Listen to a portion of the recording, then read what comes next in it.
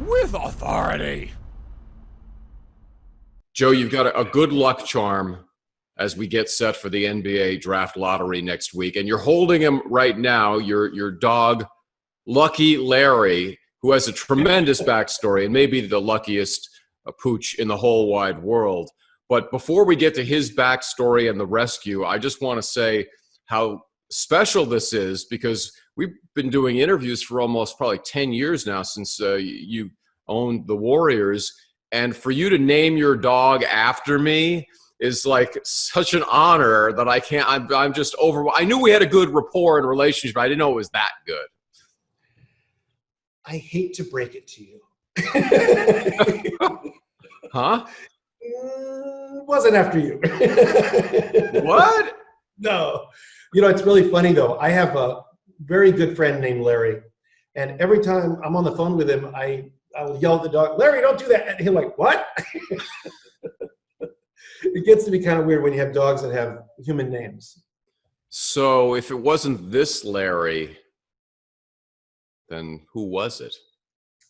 Well, may seem kind of crazy. It was actually Nicole's idea, my wife.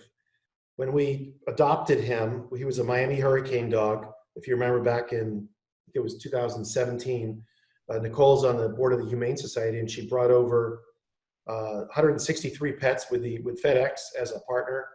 It was great. Oakland Airport, they landed. We went there. We saw the dog and saw dogs and all this, and we never had any idea to adopt him or anything like that. But I had an incredible attachment to him anyway. And she decided when we finally got him that we should name him Larry O'Brien. So he's Larry O'Brien Lacob. My first reaction was, really? And then I said, sure, why not? It's probably going to take me a few seconds to process this, because I kind of thought it was the other way, but that's okay. It's all right. We'll get past this. You're going to have to get past it. Yeah. But imagine being a rescue in Hurricane Irma. He could have been wandering around the streets for who knows how long, in the rain, the wind, no food, no owner, and then ends up literally, as we see him right now, in the lap of luxury. They call it, you ever heard of Horatio Alger? It's a rags to riches story. I mean, I don't know how else to put it. He's a lucky dog, but I will say he really did adapt, or adapt, I should say. We adopted, he adapted. He adapted very, very well. He just gets along with everybody from day one. And obviously he's got a nice big yard to run around out here, and gets fed well. And it's a lot better than being on the streets of Miami in the middle of a hurricane with no household. So I agree with you. He's a lucky guy. I hope he understands that. Yeah, I wish we could interview him, get his thoughts, his comments. Instead of me, yeah. Yeah, well, no, not instead of, but, I mean, you could be in it too. But so on lottery night, where will Lucky Larry actually physically be? I don't know the answer to that. We're still working out the details. As you know, Steph Curry is going to be our representative, and I assume he's going to do that from his home via, a Zoom call. Yeah. And I think Larry might be there with him, or he may have his own, place to be. I don't know exactly. They're going to tell me what that is, and we'll make it happen. If Lucky Larry can't go to be with Steph, I can go in his place. If you need, I can be his stand-in on a lot of events, I think. Yeah, it's funny. I've never heard of you referred to as a good luck charm, but maybe. This interview just gets worse and worse. So let's discuss beyond Larry with the draft and everything going on and the lottery. After going to the finals for 5 straight years, this was kind of a Murphy's Law season where pretty much everything that could go wrong did go wrong. How have you been able to digest that? And now that you've had a few months away from the game, and I mean, the lottery is territory that used to be like the biggest day in the calendar year for Warriors fans, but not anymore. So this is kind of a reversal of fortune, at least recently. Well, I'll be honest. It was not a fun year. It was not a happy year. all the injuries, the losing, our first season in our great new arena, we really had envisioned to be something quite different. But it's like anything else, you have to have a long-term view. And the truth is, we're going to emerge stronger and better than ever from all this. You know, it was hard going through it, but we're going to wind up with a high draft choice this year, and hopefully we do a good job with that. Our core of Steph and Clay, the guys that were injured last year, are coming back. Draymond will be remotivated. We've got Andrew Wiggins, who we think is going to be an incredible fit. And we think we're going to go from last to, and I hate even to admit that, last, but from last to being a contender again. And I'm really excited about the next season. Yeah. You know, I still remember the first time we actually spoke. It was a phone call the day that you had purchased the team.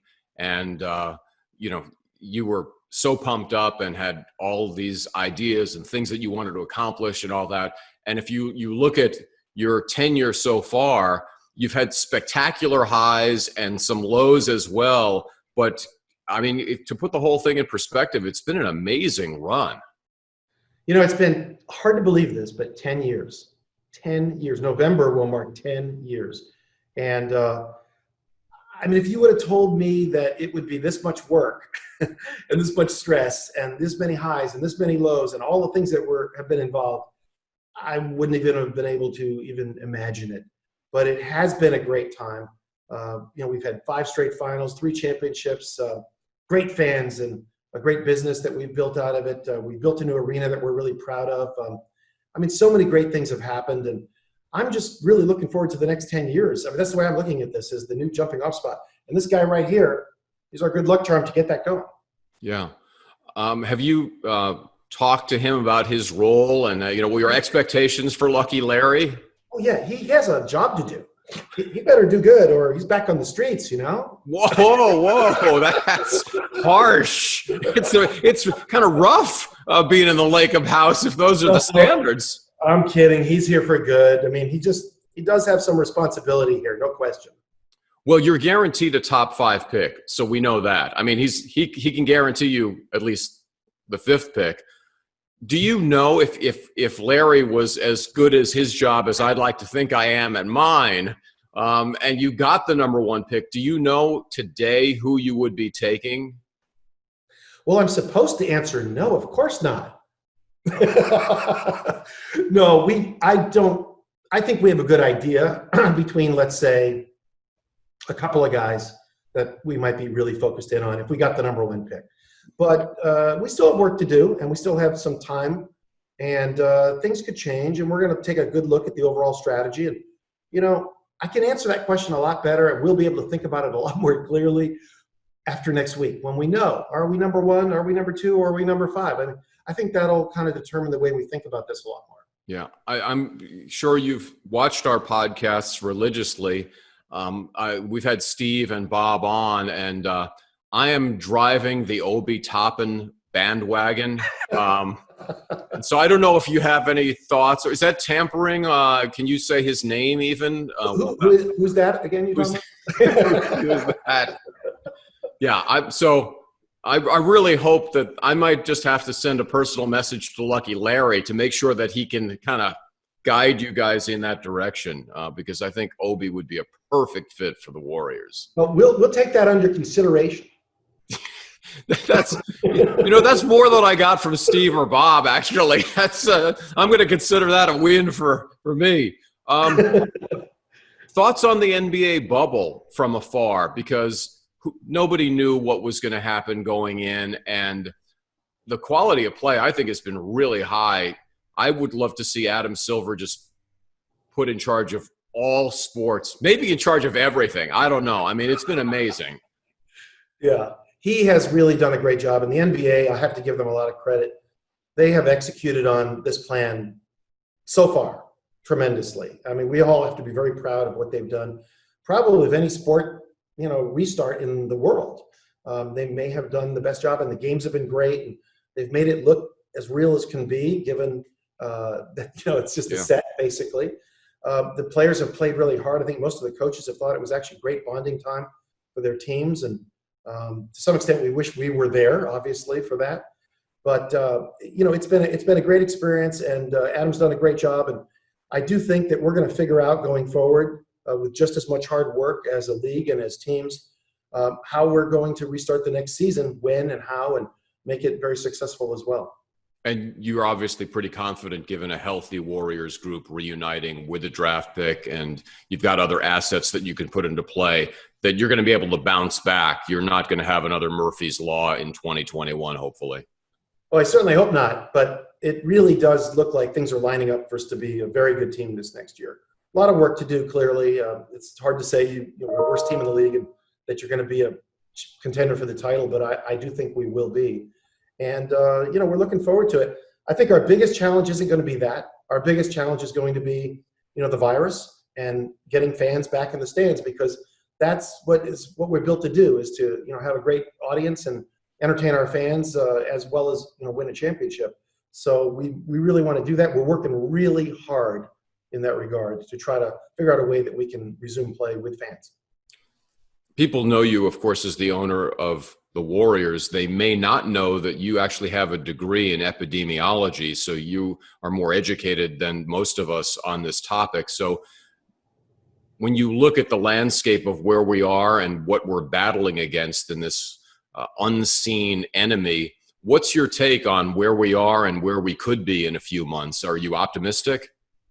Yeah, I'll be honest, I never in my life thought that my 40 years ago degree, a master's in infectious disease epidemiology, would ever be used again, would ever have any meaning for me. But it actually has proved to be quite valuable in trying to understand what's going on here and where we can go from here. In fact, I've worked with the league extensively on the testing strategies with respect to what's going on in the bubble. And we're actually doing the same thing in terms of leading the way, in terms of how we're going to maybe test fans as an example, if we need be, when we resume play. So I think that, look, it's been tough. It is tough. But I think that things are looking a little bit up in some respects. I think that by the end of the year, a lot will change, and we'll see where we're at. We're towards the end of the year. I think that we have vaccines that are being developed. I don't think they're going to come out tomorrow. I don't think it's going to be that fast. But I do think that they will come out sometime next year, and they will be somewhat effective. It'll help therapeutics as well. I think there's so many people working on this in the scientific world, and progress is being made almost every day, and I follow it every day. So I'm kind of optimistic that we can somehow get back to some state of sense of normalcy, if not by the end of the year, but certainly into early next year. And we're going to try to do that. Well, that would really be fantastic if we could. Let's wrap it up and bring it back to Lucky Larry there. Tell me the breed of dog that he is, and what are his characteristics that you like the most about that Larry? Well, he is, I got to say, he's a little tired today, I have to admit. We had a photo shoot for him yesterday. I think it tired him out. The same thing happens to me, so I understand. I know. You do this for a job, so you know. Yeah. But he's a miniature pinscher. He's a combination of a couple different dogs, but although he's a purebred dog, it is a breed. Very, very active dog, incredibly athletic, surprisingly so, but very, very good natured, gets along with everybody. He's amazing the way he's adapted to this environment. He's just like immediately thought it was great. He's really a good dog, and he's very loyal, very, very loyal. I don't know if you know this, but from the time I saw him at the Oakland airport when we flew in the 163 dogs from the Miami Hurricane, I kept walking by this little crate, and this guy was in there, and he kept looking at me, just staring at me, and I had no intention whatsoever of, getting a dog from that group, and he just drew on me. He just was an attachment, and from that day, it's been an unbelievable thing. We saved him, we brought him here, and he does not like to be by anywhere but by my side. So he's very loyal, very attached. That's what you want from a dog, right? You want to have a dog that is a good friend, and you're a good friend to him, and you take care of him, and he takes care of you. So it does sound a lot like our relationship when I'm trying to get an interview with you, and I'm as close to you as I could possibly be, and everywhere you turn, I'm there. And he and I have a lot to, I just feel the simpatico. Yeah, I get that. I see that, although I've never called you a dog. Well, yeah, other things perhaps, but not that. not that. Anyway, I look forward to meeting Lucky Larry in person because I think we're going to really get along well. He probably already has a gold-plated bowl. I don't know what to bring him. No, No. he lives a rather, other than the big yard and everything, he lives a really normal life. A simple life. He's a quiet dog. He's just, well, I know you've got a big lottery promotion surrounding Larry's the centerpiece of this. So we look forward to it rolling out and doing whatever we can to support Larry, of course, because that's what I think about 24/7 is supporting Larry, but you're Larry instead this time for the next week. And well, thank you. And we look to not only support Larry, but to obtain another Larry. So that's our goal. The trophy, Larry. Yes, Gotcha. Not you. Not okay. Yeah. Nobody really wants me cloned. I think that's been pretty well established. That's not. Nah. We got one is more than enough. More than enough. Anyway, thanks so much for your time, and we look forward to seeing more of you and Lucky Larry. All right. Well, thank you, Larry. Yes. For Larry. This is a great bit. We can do this all day long. With authority.